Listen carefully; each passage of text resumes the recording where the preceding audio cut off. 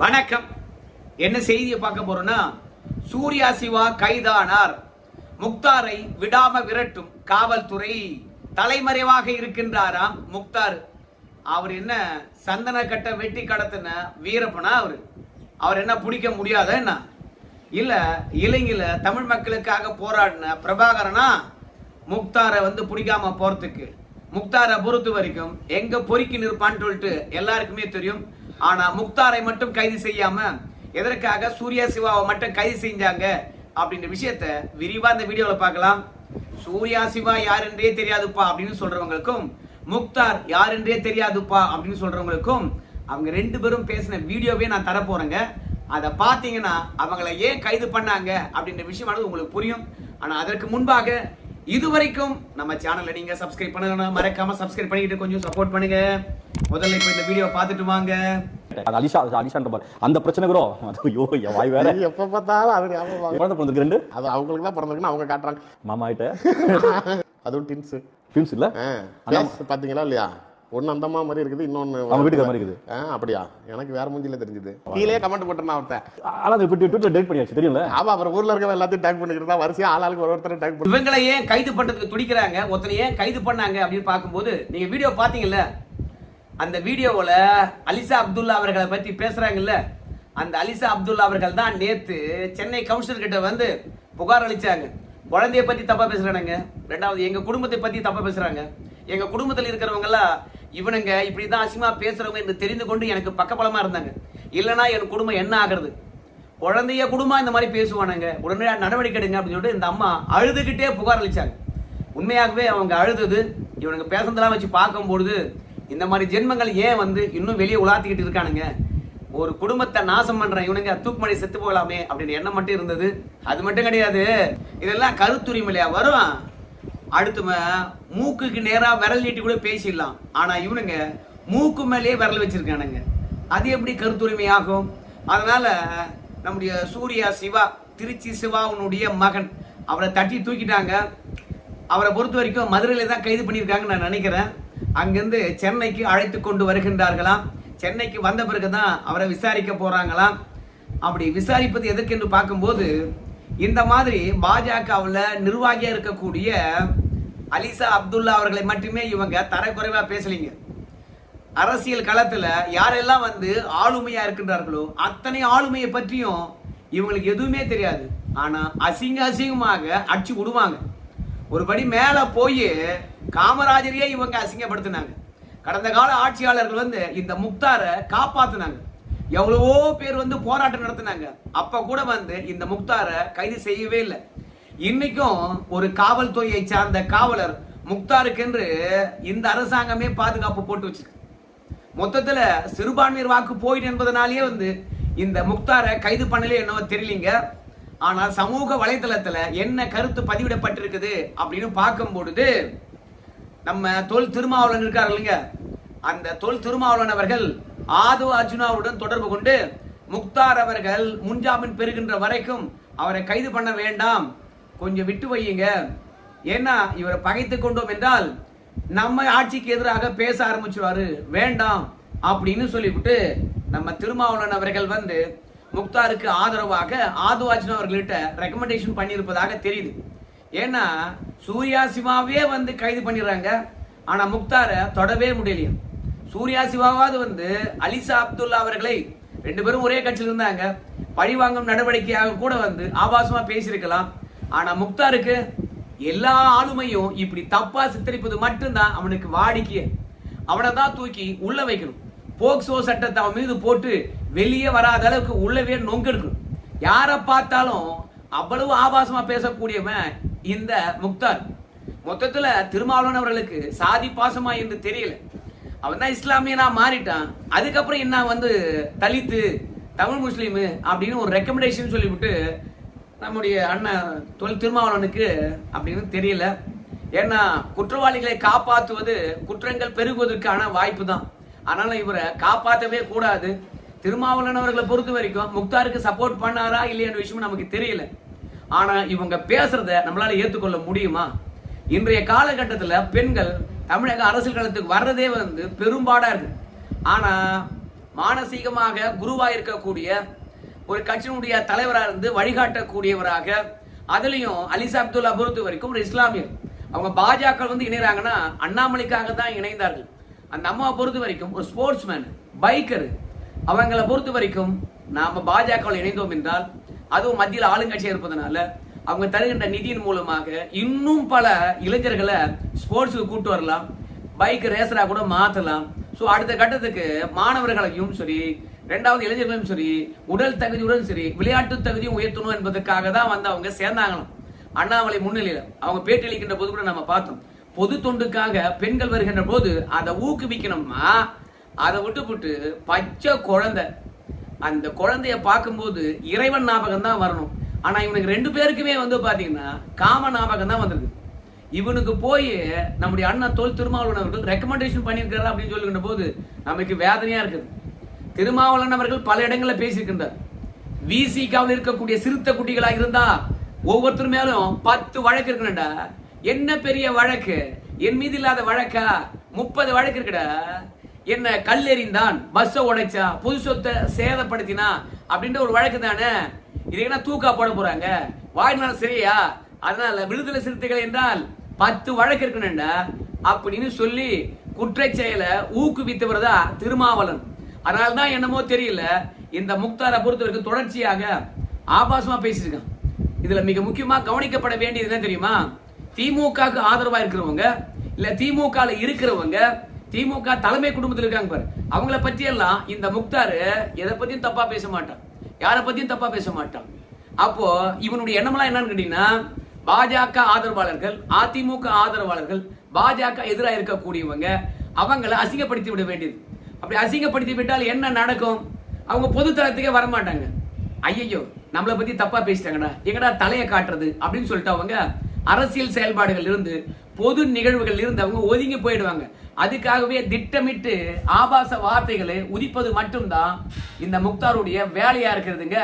திருமாவளவன் அவர்கள் ரெக்கமெண்டேஷன் பண்ணாருன்றாங்க, உறுதிப்படுத்தப்படாத ஒரு தகவல் தான். ஆனா இந்த மாதிரி கழிச்சடைக்கெல்லாம் வந்து நம்ம அண்ணா ரெக்கமெண்டேஷன் பண்ணியிருந்தாருன்னா அவருடைய மதிப்பு மட்டும்தான் கெடுங்க. நம்ம அண்ணா பொறுத்த வரைக்கும் முக்தாருக்காக குரல் கொடுத்திருக்கிறாருன்னு சொல்றாங்க. ஆனா இந்த ஆட்சி வந்த பிறகு எவ்வளவு பாலியல் வன்புணர்வுகள் நடந்திருக்குது. அது மட்டும் இல்ல, பட்டியல் இனத்தை சார்ந்தவங்களை கத்தியால வெட்டினாங்கல்ல, 4-5 பேரை ஒன்னா சேர்ந்துகிட்டு, அந்த தருணம் எல்லாம் நம்ம அண்ணன் எங்க போயிருந்தாரு? குரலே கொடுக்கல. அதுலயும் விஜய் அவர்களை பொறுத்த வரைக்கும் ஒரு உத்தரவாதம் கொடுத்தார். தபா இன்னைக்கு திமுக ஆட்சியில பெண்கள் பாதிப்படைகின்றார்கள். யாரோ ஒரு பெண்கள் கிடையாது, என்னுடைய சகோதரிகள், என்னுடைய அக்கா, என்னுடைய தங்கை, என்னுடைய மகள், அவங்க பாதிப்படைகின்றார்கள். ஆனா திமுக ஆட்சிக்கு அதை பற்றி அக்கறையே இல்லை. நாங்க ஆட்சிக்கு வந்த மறாவது நாளே வந்து மாற்றத்தை பார்ப்பீங்க, பெண்கள் பாதுகாப்பு, குழந்தைகள் பாதுகாப்பு தான் பிரதானமாக இருக்கும் அப்படின்னு சொன்னாங்க. ஆனா இன்னைக்கு தூத்துக்குடியா இருக்கலாம், இல்ல எல்லா நகரங்களிலுமே, வேலூர், சென்னை என்று எல்லா நகரங்களிலுமே வந்து பெண்கள் காணாம போறாங்க, இல்ல கூட்டு பாலியல் வன்புணர்வுகள். அப்படி இல்லையே வச்சுங்களேன், போதை மருந்தை கொடுத்து இல்லைன்னா சரக்கா ஊத்தி கூட்டு பாலியல் வன்புணர்வு செஞ்சாங்க அப்படின்ற குற்றச்சாட்டு மட்டும்தான் இந்த ஆட்சியில அதிகமா வருதுங்க. ஒரு குழந்தை 17 வயசுங்க, அது காணாம போய் 4 நாள் ஆச்சாம். ஆனா அந்த பெற்றோரை பொறுத்த வரைக்கும் புகார் அளித்து காவல்துறை என்ன பண்ணுதுன்னு தெரியல. இன்னைக்கு பொதுவெளியில வந்து அந்த அம்மா அழுவது பாருங்க, மனசு உண்மையா சொல்றேன் பயங்கரமா கனத்து போச்சு. அந்த பெண் குழந்தைய காணாம போனதும், காவல்துறை கண்டுபிடிக்காம விட்டதும், அவங்க வந்து உயிர் அவங்க கிட்ட கிடையாது, அவ்வளவு வேதனை அடைகின்றார்கள். இதெல்லாம் விஜய் அவர்களுக்கு போதா இல்லையன்னு நமக்கு தெரியல. அதோட கூட்டணியில முட்டு கொடுத்து கொண்டு ஆட்சி 5 ஆண்டு காலம் நீடிக்கும், உங்களை நாங்க எந்த விதத்திலும் ஏமாற்ற மாட்டோம், உங்க கால வார மாட்டோம், நீங்க அதிமுக எம்எல்ஏக்களை போய் இழுக்கிறீங்க அப்படின்னு உத்தரவாதம் அளித்த இந்த இந்திய யூனியன் முஸ்லீம் லீக், கம்யூனிஸ்ட் கட்சிகள், விசிக மற்றும் காங்கிரஸ் இவங்கெல்லாம் எங்கே இருக்கிறாங்க சொல்லுங்க பார்க்கலாம். திமுக ஆட்சியில் இருக்கின்ற போது மொத்தமாக நீங்க வாயை மூடிட்டே இருந்தீங்க. பாயிண்ட் வட்டும் சொல்லிட்டு 5 ஆண்டு காலம் பாயிண்டே வராத மாதிரி திமுக ஆட்சியுடைய கொடுமைகளை பேசவே இல்லை. தலித்துக்கு எதிரான குற்றங்கள், பெண்களுக்கு எதிரான குற்றங்கள், அரசு ஊழியர்களுக்கு எதிரான குற்றங்கள், துப்புரவு பணியாளர்களுக்கு எதிரான குற்றங்கள், அதோட அரசு ஊழியர்களுக்கு கொடுத்த வாக்குறுதிகள், எதை பற்றியும் திமுக அரசாங்கம் வந்து கவலைப்படாம ஒரு விளம்பர நோக்கிலே வந்து வீடியோ எடுத்து வெளியிட்டு ஷூட்டிங் மோட்லயே கிடந்த முதலமைச்சருடைய செயல்பாடை கண்டிக்காம அப்படியே விட்டீங்க. மக்கள் பார்த்தாங்க, திமுகவை சோலி முடிச்சிட்டாங்க. இப்பவும் அதே மாதிரிதான். 6 மாசம் கூட ஆகல, அப்புறம் இந்த ஆட்சி எப்படி விமர்சனம் பண்றது அப்படின்ற மூட்லயே வந்து துரை வைகோ அவர்கள் கூட முட்டு கொடுக்கிறார். ஏன் இந்த ஆட்சிக்கு முட்டு கொடுக்கணும்?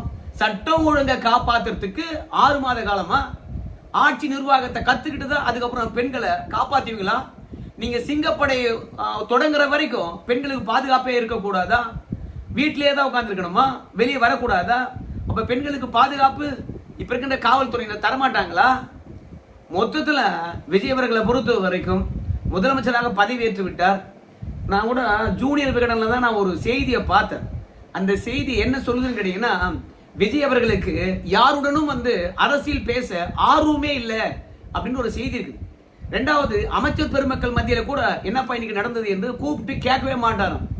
அமைச்சரிடத்திலேயோ அரசியல் தெரிஞ்சவங்ககிட்டயோ இல்ல அவராவது வந்து அரசியலை கற்றுக்கொள்ள வேண்டும் என்ற எண்ணமே இல்லையா?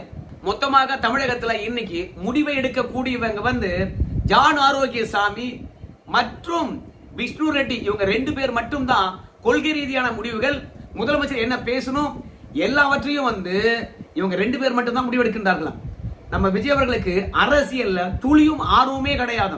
எந்த இடத்திலும் சரி தமிழகத்தில் நடக்கக்கூடிய விஷயங்களை காது கொடுத்து கேட்கவே மாட்டாராம. ரெண்டாவது, நம்ம முதலமைச்சராக இருக்கக்கூடிய விஜய் அவர்கள் வந்து சட்டப்பேரவையில் பேச வேண்டுமா இருந்தாலும் சரி, ரெண்டாவது பொதுத்தளத்தில் பேசுவதா இருந்தாலும் சரி, ராஜசேகர் என்கின்றவர் வந்து எழுதி கொடுத்தாதானாம். அவர் எழுதி கொடுக்கவில்லை என்றால் எங்கேயும் வாய் திறக்கவே மாட்டாராம். சட்டப்பேரவையில அமைதியா உட்கார்ந்ததுக்கு காரணம் ராஜசேகர் அன்றைக்கு லீவாம்.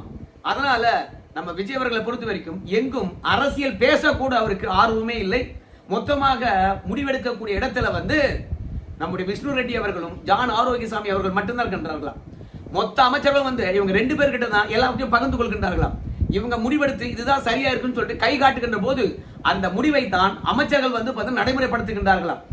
ஒரு காலத்துல ஜெயலலிதா அவர்கள் வந்து கட்சி நடத்தல, ஆட்சி நடத்தல, முழுக்க முழுக்க சசிகலா தான் நடத்தினாங்க அப்படின்ற குற்றச்சாட்டு வந்தது உடம்பு முடியாத தருணத்தில். அப்புறம் ஜெயலலிதா இறந்து விட்ட பிறகு சசிகலா ஒத்துக்கிட்டாங்க. ஆமா, 2016க்கு பிறகு அம்மாவால முடியல, நான் தான் எல்லாத்தையும் பின்னாடி இருந்து பார்த்தேன். சசிகலா பொறுத்த வரைக்கும் கட்சியை தான் நான் பார்த்துக்கிட்டேன்னு சொன்னாங்க, நிர்வாகத்தை இல்லை. ஆனா இன்னைக்கு ஜூனியர் விகடன் வந்து சொல்லுது, விஜய் அவருடைய ஆட்சியை இந்த 2 பேர் தான் இயக்குகின்றார்கள், அமைச்சர்கள் கூட வந்து இவங்க கிட்ட தான் பேசுறாங்க.